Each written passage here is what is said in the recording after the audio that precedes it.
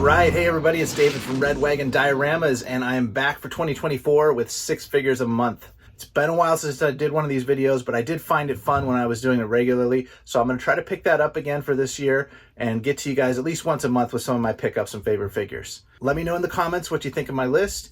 Let me know what you picked up this month that you really like. As always, if you're new to the channel, I'd appreciate it if you'd subscribe. If you like the video, hit the like button for me, and let's get into it. All right, number 6 this month, we have the G.I. Joe Classified Cobra Snow Serpent figure. Now, this guy is a deluxe figure, $35 price point, I think, from them.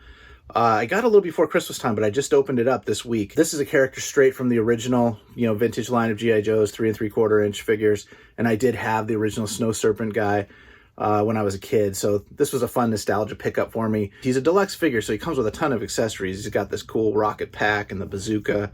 He's got a snowboard. I think the snowboard wasn't released until the second iteration of the Snow Serpent, like the purple and yellow and white guy. It's got this kind of weird, cool wolf cowl cape thing and tons of guns and a knife that doesn't have a sheath, apparently. They said that was an oversight, I guess. But anyway, great figure. Lots of fun with this guy. I'm looking forward to putting him with my collection with my other Cobra figures. Number 5 this month goes to Mattel's Storytellers line. This is Carl Frederickson from the movie Up. So this is the first Carl Frederickson figure that they've made, I think, that's articulated like this. Comes with the other 2 characters too. It comes with Russell, the adventure scout, and Doug the dog. Shout out to my friend Mike Hext for picking these up at Target for me. And that was great, Mike. Really appreciate it, because I haven't seen them anywhere else. I think they've been selling out. He's got basic articulation. He's got kind of a rubbery overlay jacket. And then he's got his walking cane with the tennis balls. It's a separate piece. Rotation and a hinge at the elbows. And the hips kind of just splay outward and go front and back. The glasses are removable. They just peg in by the ears. I really want to know if Mr. Frederickson here would scale well with the previously released featured favorites, Russell, which is this guy. But you can see he's a... Frederickson is way too small. The scale's a lot different. So, doesn't quite work, but I will still put him on the shelf next to my diorama display and my other Up figures. Real quick, if you want to see my Up diorama, I did a video of that. It's a vertical diorama set in a glass lantern. I'll put the link up here above me in the card here. Watch that video. It's a pretty fun little diorama I did last summer with some of the featured favorites figures. Okay, so that is my number 5 this month, Carl Frederickson. Number 4 this month is a Star Wars Black Series figure.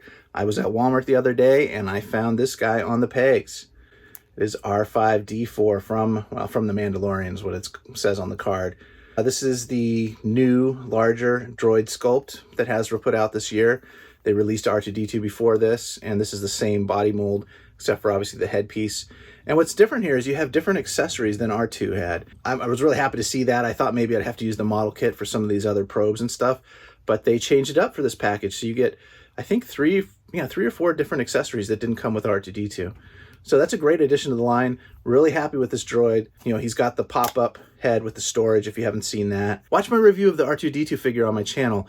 I'll link it up here. I compare the new R2-D2 to the old Black Series R2-D2 and all the other R2-D2s that have been released in the 1/12 scale. Okay, number 3 this month is another G.I. Joe Classified character. This is the Cobra Eel. This is Cobra's aquatic soldier infantry guy. Look at that cool deco on the back. Cobra Eel. Again, another figure that was released this year, Amazon exclusive, hard to get. Mine just arrived 2 weeks ago. I was able to get like one of those second pre-order openings that came up on Amazon real quickly. These have been selling out every time they come up. So I was really excited when I saw that he was shipping. Honestly, I thought they were going to cancel on me. Again, a nostalgia piece from my childhood. This was another G.I. Joe figure I had as a kid that I really loved. I loved just the look of him, the gray and the red. Helmet was cool. He had this cool like black jetpack. And they've done a modern version of it with this figure, with the propellers or the propulsion unit on the back there. He's got the removable flippers. He's got the spear gun. He's got a knife. Very basic, but well done figure. Really like this one. Just another great figure to the classified line. All right, number 2 this month, another Star Wars Black Series figure. This is a really outstanding figure. Really well done. Almost made my top number 1 pick. This is, of course, the new Mandalorian figure release that they just came out with this month.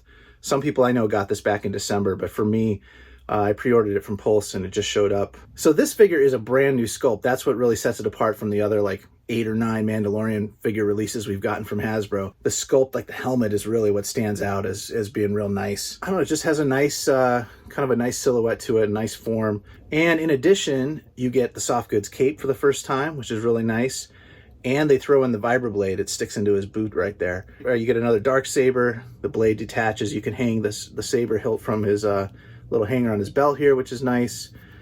And overall, just really great figure. One drawback that I don't like with this is that the hands have like this larger grip for the pistol and the sword, and they don't hold the knife at all. So it's almost like he needed an extra knife holding hand to come with him. And even the darksaber is kind of loose in his hand too, so I wish that was better. That is one of my wish lists for the Black Series line, is I'd really like some extra hands and heads.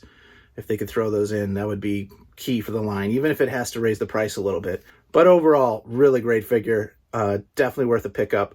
The only reason he didn't make my top #1 this month is because I have a huge affinity for the character that did. So let me show you that one, my #1. All right, #1 this month is a Marvel Legends Doc Ock from, you know, the last Spider-Man movie, but really from Spider-Man 2 with Tobey Maguire. I absolutely love this character in Spider-Man 2, and it was great seeing him back on the screen. And I actually have my original Toy Biz too that I bought in the early 2000s when the movie came out. So it's kind of fun to compare these two together. The main thing I wish the new figure had is the yellow paint on the tentacles. I wish they had done that on the new figure.